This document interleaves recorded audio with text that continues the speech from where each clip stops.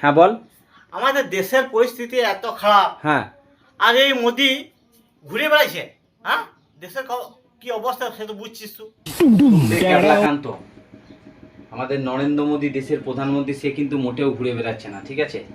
আজকের ডেটে 24-এর মধ্যে 18 ঘন্টা ডিউটি সে কিন্তু করে, ঠিক আছে। আর সে ইউএই গিয়েছে কিসের জন্য জানিস? আমাদের এই ইন্ডিয়াতে যাতে এত তেলের ক্রাইসিসের একটা সম্ভাবনা আছে সেটা ঠিক করার জন্য, সেখান থেকে তেল আনার জন্যে। তাই সঠিক জিনিসটা সবসময় জানার চেষ্টা করবি। আর ভারতের প্রধানমন্ত্রী আমাদের নরেন্দ্র মোদী আছে বলেই কিন্তু আমরা এখনো শান্তিতে আছি, বুঝতে পারলি?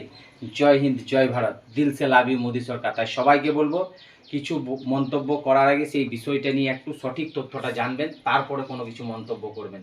দিল সে লাভ ইউ, জয় হিন্দ, জয় ভারত। নানা রকম লোকে কমেন্ট করছে, সেই জন্য আমি এই কথাটা বললাম, বুঝলি, যে মোদি ঘুরে বেড়াইছে দেশে। মোটেও ঘুরে বেড়ায়নি, ঠিক আছে। জ্ঞান চক্ষু খুলে দিলি, অশেষ ধন্যবাদ তোকে। আর আমার মোদিজিকে অশেষ ধন্যবাদ, অশেষ মোদিজির চরণে আমার প্রণাম, যে দেশের জন্য চাইছে যেন তেল ক্রাইসিস না হয়, সেই জন্য গিয়েছে। আমি জানলাম মোদিকে।